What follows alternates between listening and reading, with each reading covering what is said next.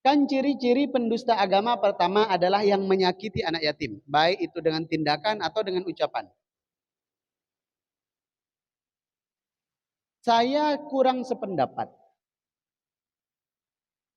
Meskipun tidak menyalahkan, tetap benar, tetap berpahala, tapi saya tidak sependapat. Kalau ada acara santunan anak yatim, terus kita undang mereka ke masjid. Nanti kita undang mereka ke masjid, kemudian dikasih amplop, cium tangan, apa, elus ubun-ubun. Nanti cium tangan, elus ubun-ubun. Cium tangan, elus ubun-ubun, habis itu foto bersama. Fotonya diupload kemana-mana atau dicetak menjadi kalender. Itu saya tidak setuju.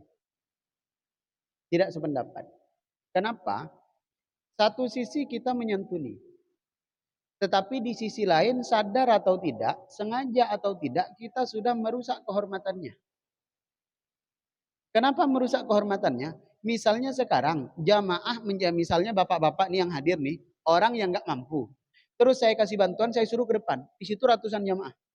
Saya suruh ke depan. Pak, foto dulu. Bapak sebagai penerima bantuan, saya sebagai orang yang membantu. Kira-kira malu atau tidak?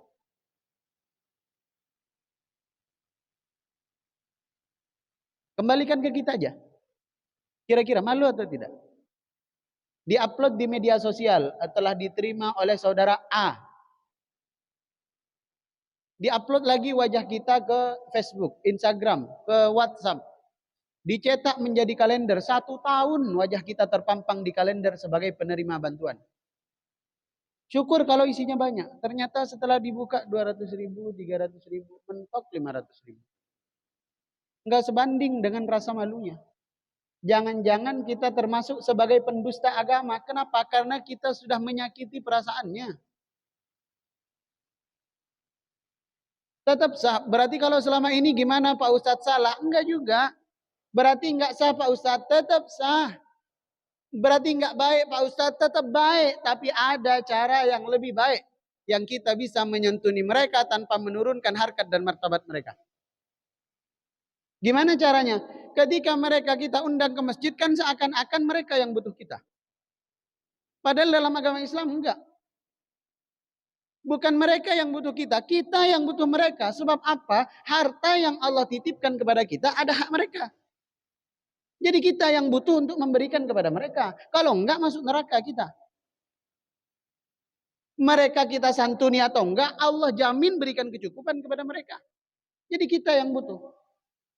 Oleh karena kita yang butuh, etikanya bukan mereka yang datang ke kita, tapi kitalah yang datang kepada mereka.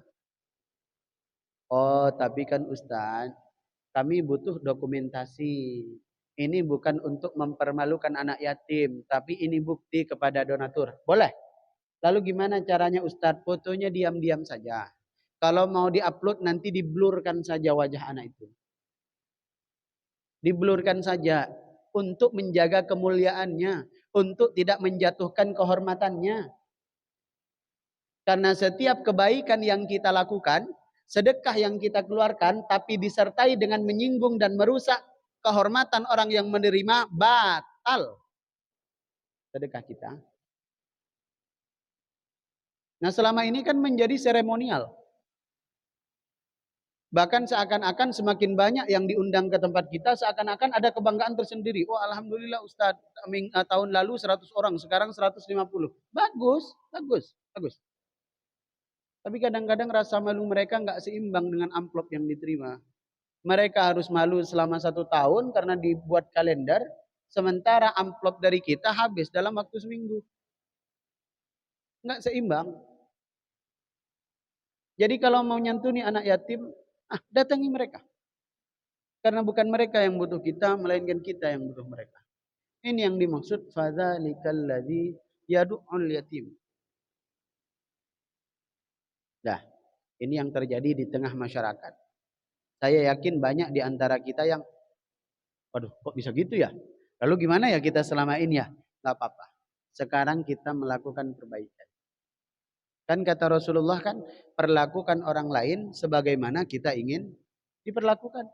Kalau kita dipajang di depan umum sebagai penerima bantuan malu, maka jangan perlakukan orang semacam itu. Bahkan kalau perlu kita ke rumah anak yatim nggak perlu rame-rame. Kecuali memang yang dibawa banyak. Misalnya beras berapa puluh kilo, kemudian telur berapa papan, misalnya uang berapa juta, misalnya, bolehlah rame. Nah ini pun kadang memberikan sarung, yang sarungnya sendiri kita aja nggak mau pakai. Kita kasih anak yatim. Berharap masuk surga tanpa hisab. Yang kadang-kadang kita belikan baju, kita belikan kopiah, kita aja nggak mau pakai. Kita berikan ke mereka. Dengan alasan santunan anak yatim. Kemudian membawa hadis Nabi, ana wa kafilul yatim fil jannati hakadha. Saya dan orang yang menyantuni anak yatim nanti di surga begini. Menyantuni anak yatim, kafilul yatim itu orang yang memenuhi kebutuhan lama kepada anak yatim. Kalau kebutuhan sehari 2 hari itu bukan menyantuni, hanya berinfak saja. Bagus, berpahala. Makanya saya misalnya di warga kita ada 10 anak yatim. Terkumpul uang untuk anak yatim misalnya 10 juta. Kemudian di lingkungan kita ada 10 anak yatim. Ya udah di lingkungan kita aja. Nggak usah kita sibuk cari ke tempat yang lain. Tujuannya adalah mudah-mudahan dengan uang 1 juta itu lebih maksimal dibanding kita 100.000 kasih ke 100 anak. Itu lebih baik. Lebih bermanfaat, lebih panjang. Nanti 1 juta itu berapa ratus untuk iuran di sekolah, berapa ratus nanti bayar TPK selama setahun, berapa ratus nanti bayar kontrakan, berapa ratus lagi untuk itu lebih bermaslahat dibanding kita memperbanyak anak yatim yang datang sementara sumbangan kita tidak seberapa. Yang hanya sebatas seremonial saja. Lebih parahnya lagi, kadang-kadang kita mengundang anak yatim di momentum-momentum tertentu saja. Misalnya Muharram. Dengan menyebut Muharram itu adalah lebarannya anak yatim.